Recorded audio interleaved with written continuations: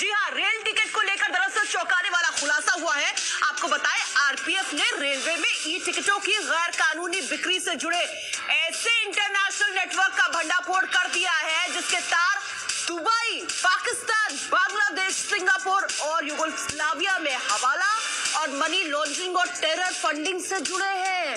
गिरोह का सरगना दुबई में बैठा है, जबकि भारत में बेंगलुरु से इस गिरोह का कंट्रोल होता था।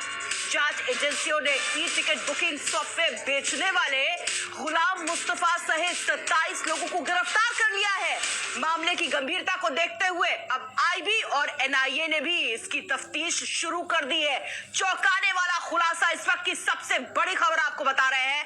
काला बाजारी से हर महीने आतंकी फंडिंग होती थी। टेरर फंडिंग का रेल टिकट कनेक्शन अब सामने आ गया है। कईयों की गिरफ्तारी हुई है। आने वाले वक्त में बहुत चौंकाने वाले खुलासे हो सकते हैं। मेरे सहयोगी संजीव त्रिवेदी मेरे साथ न्यूज रूम से जुड़ गए हैं इस खबर पर। संजीव, वाकई चौंकाने वाली खबर। अब तक सवाल यही उठता था कि कोशिश तो इतना करते हैं यात्री, लेकिन टिकट कंफर्म क्यों नहीं हो पाता है। लेकिन अब समझ में आया है, टिकट कंफर्म यानी कि आतंकियों की जेब में जा रहा है पैसा।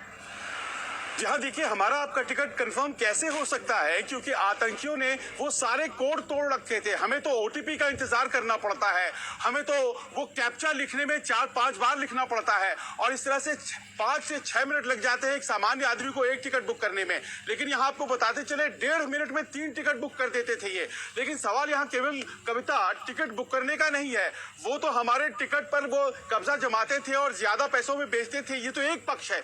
दूसरा पक्ष है कि इससे वो हजारों करोड़ रुपए कमाते थे। साल भर में 1000 से 1500 करोड़ रुपए कमाते थे और वो पैसे टेरर फाइनेंसिंग में लगाए जाते थे, आतंकवाद को बढ़ाने में लगाए जाते थे। उसका तीसरा पक्ष ये है कि इसमें जो सबसे पहला व्यक्ति जो गिरफ्तार हुआ है वो गुलाम मुस्तफा, उसके पास ऐसा सॉफ्टवेयर था कि वो आधार और पैन कार्ड इतनी बारीकी से बना देता था कि वो तमाम बांग्लादेशी घुसपैठियों को वो मुहैया कराता था, जिससे वो यहाँ हमारे देश के वैध नागरिक हो जाते थे। लेकिन अभी भी इसका मास्टरमाइंड पकड़ा नहीं गया है। वो दुबई भाग गया है और वो एक ऐसा व्यक्ति है जिसके बारे में कहा जा रहा है कि गोंडा और बस्ती में जो धमाके हुए थे उसका वो मुख्य आरोपी है। यानी कि रेल टिकट से लेकर के टेरर फाइनेंसिंग तक का ये पूरा कनेक्शन है जो आज हम आपको बताने जा रहे हैं। कविता, बिल्कुल, बहुत बहुत शुक्रिया संजीव इस तमाम जानकारी के लिए आपका। तो आरपीएफ को मिली है ये बड़ी कामयाबी और अब आने वाले वक्त में एनआईए भी तफ्तीश करेगी और बड़े खुलासे हो सकते हैं। लेकिन किस तरीके से पूरा मामला सामने आया, जरा ये समझ लीजिए विस्तार से इस रिपोर्ट के जरिए।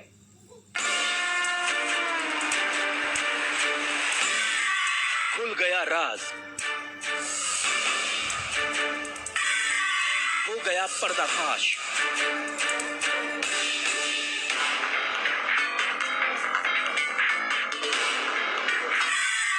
आपका रेल टिकट बुक क्यों नहीं होता?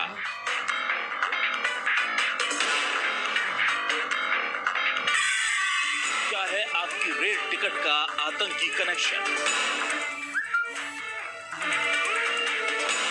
तमाम कोशिशों के बाद भी आपकी रेल टिकट बुक नहीं होती। ये ऐसी परेशानी है जिससे लगभग हर हिंदुस्तानी दो चार होता है। लेकिन क्या आपको इसकी वजह पता है? चलिए, आज हम खुलासा कर रहे हैं कि कैसे आपके हक की टिकट पर आतंकियों ने कब्जा कर रखा था। जी हाँ, आतंकियों ने। आपकी अपनी रेल टिकट के टेरर कनेक्शन के बारे में तफसील से आपको बताएंगे, लेकिन पहले आपको बता दें कि एक बड़ा खुलासा क्या हुआ है। रेलवे प्रोटेक्शन फोर्स ने टिकट रैकेट का पर्दाफाश करते हुए एक बड़े गिरोह का खुलासा किया। गिरोह का सरगना कम पढ़ा लिखा है। इस गिरोह में एक शख्स को गुरुजी के नाम से जाना जाता था। इसी ने टिकट कालाबाजारी से शुरुआत की और ट्रेनिंग लेकर सॉफ्टवेयर डेवलपर बन गया। ये गिरोह पिछले 5 सालों से सक्रिय है और लगभग 1000 करोड़ रुपए तक कमा चुका था। आरपीएफ के मुताबिक ये गैंग कई बार 85% टिकट अकेले ही बुक कर लेता था, जिन्हें मनमाने दामों पर यात्रियों को बेचा जाता था। गिरोह का सरगना झारखंड के गिरिडीह निवासी गुलाम मुस्तफा को भुवनेश्वर से गिरफ्तार किया गया है। उसके साथ 27 लोगों को और पकड़ा गया है। जांच पड़ताल में गुलाम मुस्तफा के पास से आईआरसीटी की 563 निजी आईडी पाई गई हैं। लेकिन इस सॉफ्टवेयर को बनाने और पूरे खेल के मास्टरमाइंड गुरुजी को लेकर पुलिस की तलाश जारी है। जो हमारे रेलवे रिजर्वेशन सिस्टम है वो धीरे धीरे जो है वो काउंटर से ऑनलाइन शिफ्ट हो रहा है। तो ज़्यादा बिजनेस वहाँ पे जाने के कारण जो हम लोगों ने साइट प्रोवाइड कर रखा है उससे आम जनता को कई बार जो है वो टिकटें नहीं मिलती हैं और जो टाउट्स जो हैं वो इस बिजनेस में आ जाते हैं जो ज़्यादा पैसा लेके टिकट देते हैं। तो इस पर हम लोगों ने कई बार जो है वो ऑल इंडिया ऑपरेशन चलाया था। उसमें बेंगलोर में एक आदमी का नाम बार बार आ रहा था, गुलाम मुस्तफ़ा, जिसको हम लोगों ने अभी उसने पहले अरेस्ट किया है और उसको की गिरफ्तारी से और उसके पास जो लैपटॉप था उसके एनालिसिस से ऐसा ये लगता है कि ये पूरा एक ऑर्गेनाइज्ड गैंग है जो ऑर्गेनाइज तरीके से पूरे देश में काम कर रहा है। आखिर कैसे काम करता था गिरोह? कालाबाजारी के लिए इस गिरोह ने ANMS नाम का एक सॉफ्टवेयर तैयार किया था। ANMS सभी बैरियर को तोड़कर कम वक्त में ही IRCTC की साइट पर टिकट बुक किया करता था।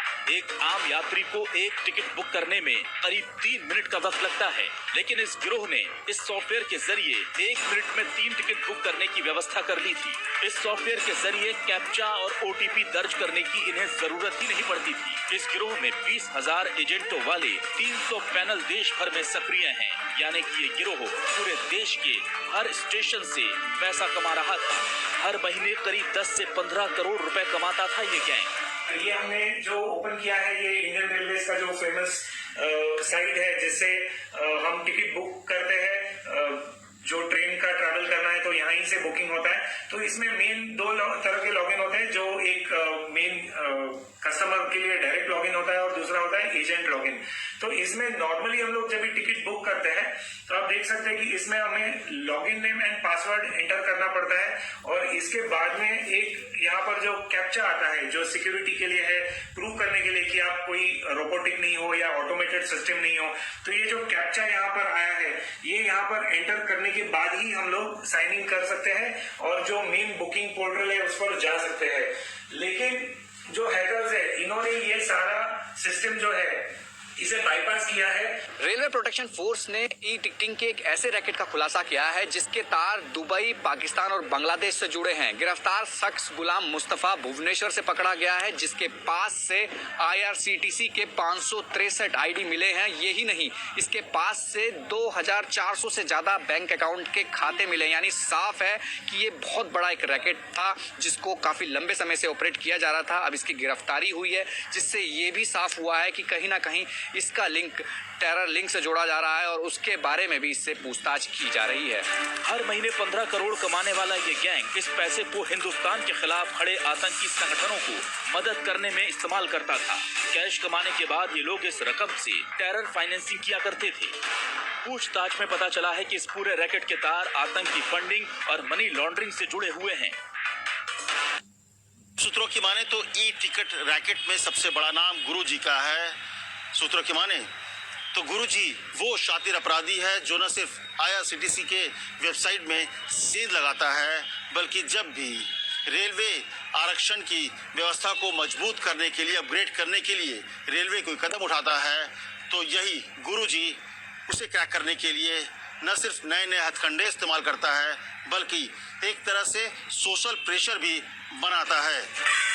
इस पूरी कालाबाजारी को हैंडल करने वाला दुबई में बैठा हामिद अशरफ मूल रूप से उत्तर प्रदेश का रहने वाला है। 2019 में वो गोंडा बम विस्फोट का आरोपी है। उसे 2016 में RPF ने टिकट की कालाबाजारी करते हुए गिरफ्तार किया था। तत्काल टिकटों की कालाबाजारी में वो हर महीने 15 करोड़ रुपए दुबई में बैठे बैठे पाता है। इसके तार Dubai, Pakistan, Bangladesh, Singapore, Yugoslavia में हवाला और मनी लॉन्ड्रिंग के टेरर फंडिंग से जुड़े हैं।